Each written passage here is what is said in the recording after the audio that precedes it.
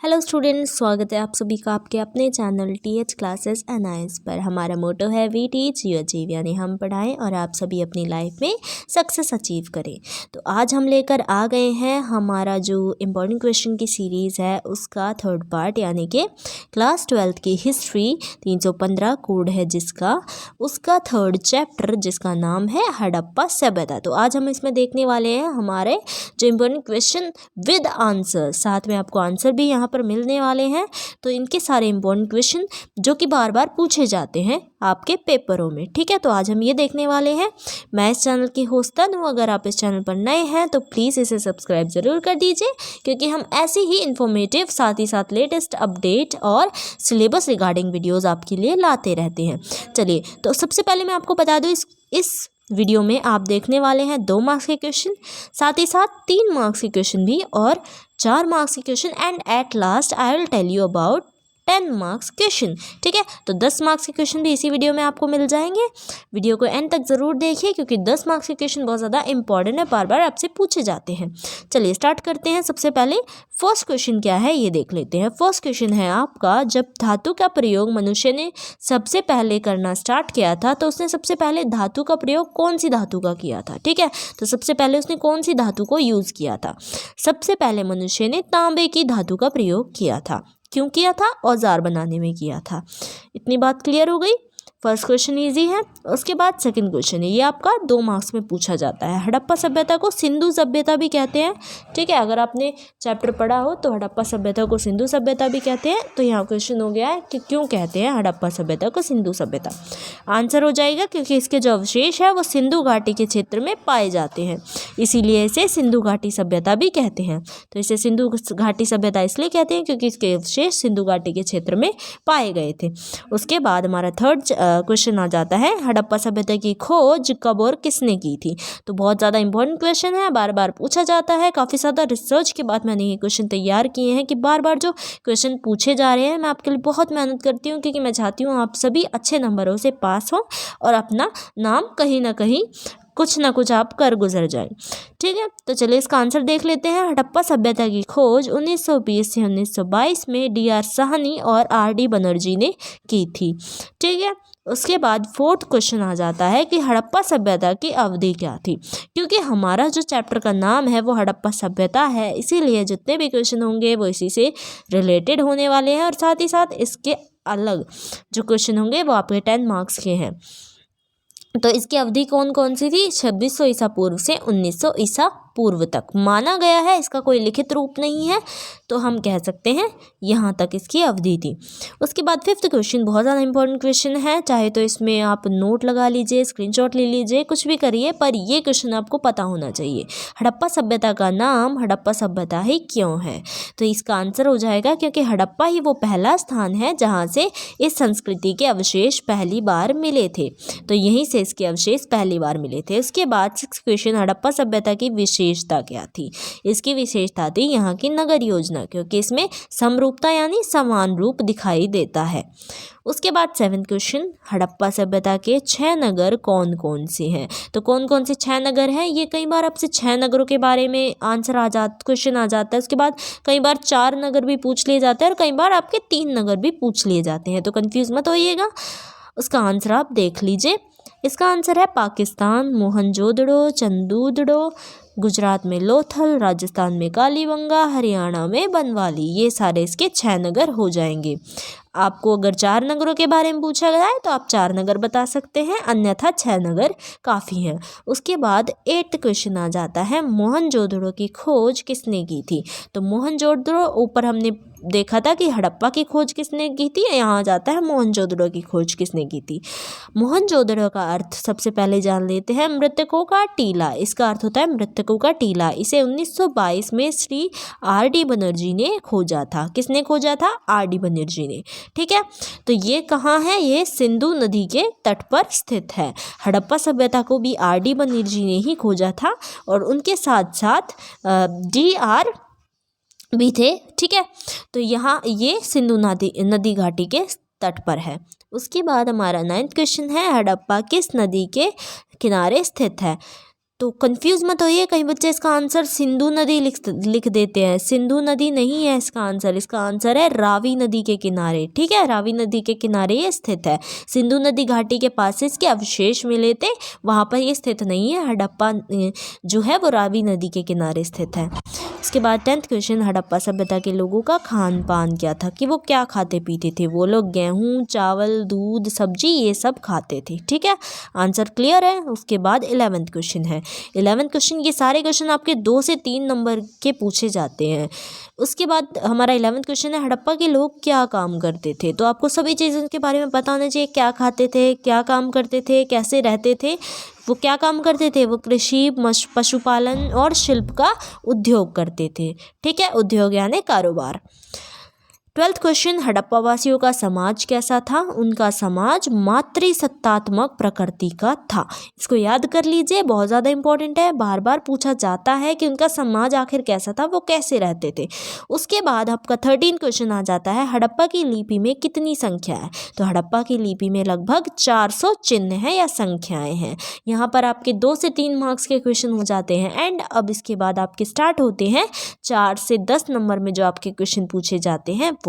चलिए 4 से 10 नंबर वाले क्वेश्चन देख लेते हैं। ये जो क्वेश्चन है वो आपका पूछा जाता है 4 या 6 मार्क्स में। ठीक है, तो क्वेश्चन क्या है एक बार ये देख लेते हैं। हड़प्पा सभ्यता और वैदिक सभ्यता, वैदिक सभ्यता को आर्य सभ्यता भी कहते हैं। तो वैदिक सभ्यता और हड़प्पा सभ्यता में क्या अंतर है वो बताना है।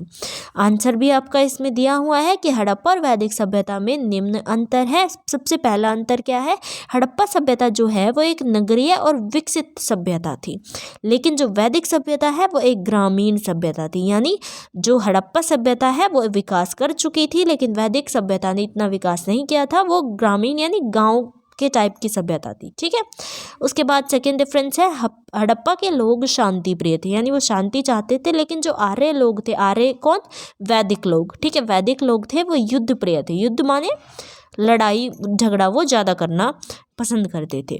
उसके बाद थर्ड आंसर आ जाता है इसका, थर्ड डिफरेंस, हड़प्पा में मूर्ति पूजा का चलन था, लेकिन जो आर्य समाज था वो मूर्ति पूजा में यकीन नहीं करता था, लेकिन वहाँ पर मूर्ति पूजा नहीं की जाती थी। उसके बाद आ जाता है फोर्थ डिफरेंस, हड़प्पा के लोग वृषभ यानी सांड को पवित्र मानते थे, लेकिन जो वैदिक सभ्यता के लोग थे वो गाय की पूजा करते थे, वो लोग गाय की पूजा करते थे, आर्य लोग गाय की पूजा करते थे। उसके बाद लास्ट रेफरेंस, हड़प्पा सभ्यता का कोई भी विश्वसनीय धार्मिक ग्रंथ प्राप्त नहीं हुआ है, लेकिन जो वैदिक युग की जानकारी का साधन है वो ऋग्वेद और अन्य वेद है। यानी जो वैदिक युग है वो हमें ऋग्वेदों और दूसरे वेदों से पता चलता है, लेकिन हड़प्पा सभ्यता का कोई धार्मिक ग्रंथ नहीं मिला है। 15th क्वेश्चन आ जाता है। देखिए यहाँ पर हमने देखा है एक सभ्यता से दूसरी सभ्यता का डिफरेंस। अब हम ये नीचे देखेंगे एक सभ्यता से किसी संस्कृति का डिफरेंस कैसे करते हैं। ठीक है, डिफरेंस यानी कैसे अलग है वो। 15th क्वेश्चन है, हड़प्पा सभ्यता पश्चिमी एशिया की संस्कृति से कैसे अलग थी। कैसे अलग थी, चलिए आंसर देख लेते हैं। हड़प्पा सभ्यता और पश्चिमी सभ्यता एशिया की संस्कृति में भिन्नता। फर्स्ट आंसर है हड़प्पा सभ्यता के लोग चित्रलिपि से परिचित थे। तो वो चित्रलिपि से परिचित थे। इस प्रकार की लिपि सुमेर, मिस्र और मेसोपोटामिया, ये है हमारे पश्चिमी एशिया के जो सभ्यता है उनका नाम है। कौन कौन से हैं, सुमेर, मिस्र और मेसोपोटामिया। इन सभ्यताओं में हमें नहीं मिलते हैं। ठीक है, चित्रलिपि हमें पश्चिमी एशिया की सभ्यताओं में नहीं मिलती हैं। सेकेंड डिफरेंस, हड़प्पा के नगर व्यवस्थित रूप से विकसित थे, लेकिन मेसोपोटामिया के नगर जो थे अव्यवस्थित रूप से बसे हुए थे, यानी यहाँ कोई व्यवस्था नहीं थी। उसके बाद थर्ड, हड़प्पा सभ्यता की विकास व्यवस्था उच्च कोटि की थी और जो अन्य किसी भी सभ्यता में देखने को नहीं मिलती। यानी पश्चिमी एशिया में भी ये जो उच्च कोटि की सभ्यता थी ये देखने को नहीं मिलती। फोर्थ डिफरेंस, पश्चिमी एशिया के निवासियों को मिट्टी की पक्की ईंटों के उपयोग नहीं पता थे, लेकिन जो हड़प्पा वासी थे इसमें निपुण थे। यानी हड़प्पा वासियों को मिट्टी पता थे, मिट्टी से पक्की ईंट कैसे बनाई जाती है ये सब हड़प्पा वासियों को पता थे। यहाँ पर आपका आंसर हो जाता है। एंड उसके बाद 16th आपका क्वेश्चन निकल आता है जो बहुत ज़्यादा इंपॉर्टेंट है, लिख देती हूँ, बहुत ज़्यादा इंपॉर्टेंट आपका ये है क्वेश्चन। क्या क्वेश्चन एक बार ये देख लेते हैं। मोहनजोदड़ो के विशाल स्नानागार की विशेषताएं क्या थी। काफ़ी बार ये क्वेश्चन पूछा जाता है। 2013 से लेकर 2017 तक आप मान सकते हैं क्वेश्चन आप कह सकते हैं 6 से 8 नंबर में ये क्वेश्चन बार बार पूछा गया है। मैंने जब क्वेश्चन पेपर उठा के देखे तो कई बार ये क्वेश्चन रिपीट हो रहा है, और 2000 जो ये अभी एग्ज़ाम्स हुए हैं 2021 में भी ये क्वेश्चन पूछा गया है।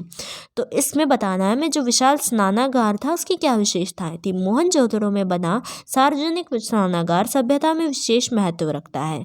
ठीक है, तो ये हड़प्पा सभ्यता की कला का अद्वितीय नमूना है। ऐसा अनुमान लगाया जाता है कि यह तालाब धार्मिक अवसरों पर आम जनता के स्थान में प्रयोग के लिए बनाया गया था। तो यह हड़प्पा सभ्यता का एक अद्वितीय नमूना है। इसका बाहरी घेरा 180 × 180 फीट का था। इसकी लंबाई 39 फीट, चौड़ाई और गहराई 8 फीट है। इसके पास एक कुआं भी है। इसमें चढ़ने के लिए सीढ़ियां बनी हैं और जल निकास की भी पूरी व्यवस्था है। तो ये इसका पूरा आंसर हो जाएगा, एक बार ध्यान से आप देख लीजिए।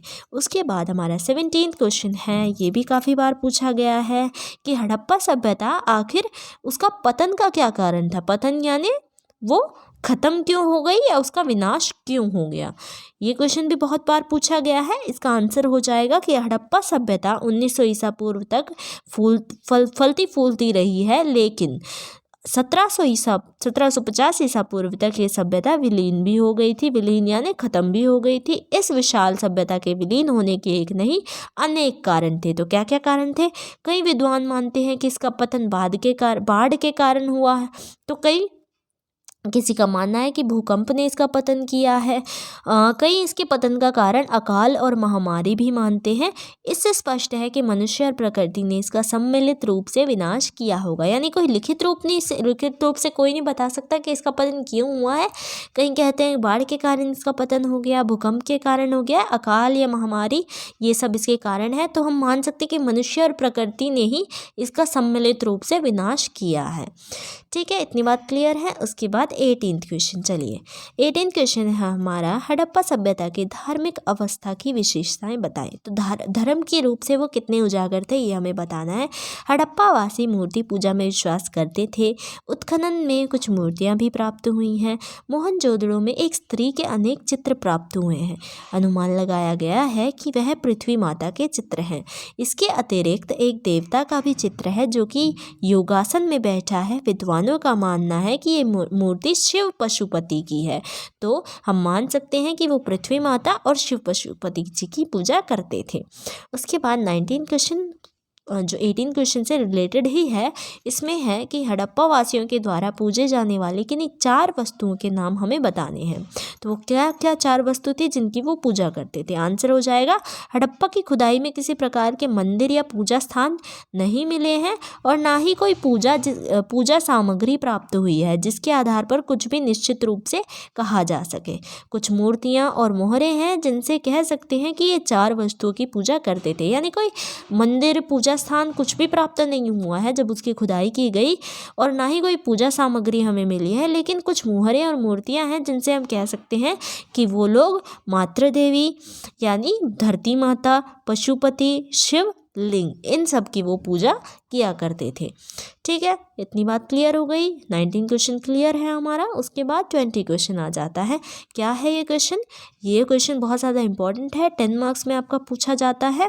इस क्वेश्चन में है कि हड़प्पा कालीन अपनी कला अपनी उत्कृष्ट अवस्था में थी। कैसे? तो हड़प्पा कालीन कला जो थी वो कैसे अपनी उत्कृष्ट अवस्था में थी। हड़प्पा काल की सभ्यता अपनी उत्कृष्ट अवस्था में थी, ऐसा इसीलिए क्योंकि उत्खनन में कला से संबंधित अनेक प्रमाण मिले हैं। हड़प्पा सभ्यता की कला के विवरण हैं। क्या विवरण हमें मिले हैं? लेखन कला, चित्रकला, मूर्ति कला और संगीत और नृत्य कला। तो हम कह सकते हैं कि जो हड़प्पा के लोग थे वो लेखन कला करते थे, यानी लिखने में बहुत अच्छे थे, परिचित थे लिखने की कला से। चित्रकला किया करते थे क्योंकि चित्रकारी में उन्हें बहुत रुचि थी, और इससे हमें इसके जो प्रमाण हैं वो हमें मिलते हैं कि उनकी जो सामग्री हमें प्राप्त हुई है वहाँ पर सुंदर चित्रकारी देखने को मिल जाती है। मूर्ति कला में वो लोग बहुत निपुण थे क्योंकि मूर्ति कला एक उत्कृष्ट नमूना है उनकी सामग्रियों का, क्योंकि हमें जो उनकी सामग्रियाँ मिली हैं उसमें मूर्ति कला भी देखने को मिल जाती हैं। संगीत और नृत्य कला, उत्खनन में तबले और ढोल भी प्राप्त हुए हैं, जिससे पता लगता है कि हड़प्पावासी नृत्य और संगीत का भी प्रचलन किया करते थे। हमारा यहाँ पर हो जाता है, जो हमारे क्वेश्चन आंसर्स हैं वो हो जाते हैं कंप्लीट। अगर आप चाहते हैं हम ऐसे ही इम्पॉर्टेंट क्वेश्चन आंसर की सीरीज़ और लाते रहें और डे टू डे आपको अपडेट्स मिलती रहें, तो प्लीज़ हमारे चैनल को सब्सक्राइब ज़रूर कर दीजिए, एक लाइक ज़रूर कर दीजिए। और अगर आप चाहते हैं हम और भी सब्जेक्ट्स की ऐसी ही वीडियोस देते रहें आपको, जिससे कि आपके मार्क्स बहुत अच्छे आएँ, तो प्लीज़ हमें कमेंट सेक्शन में ज़रूर बताइए। वीडियो पसंद आई है तो एक लाइक ज़रूर करिएगा और साथ ही साथ सब्सक्राइब बटन दबा के बेल आइकॉन को ज़रूर प्रेस कर दीजिएगा। And do thanks for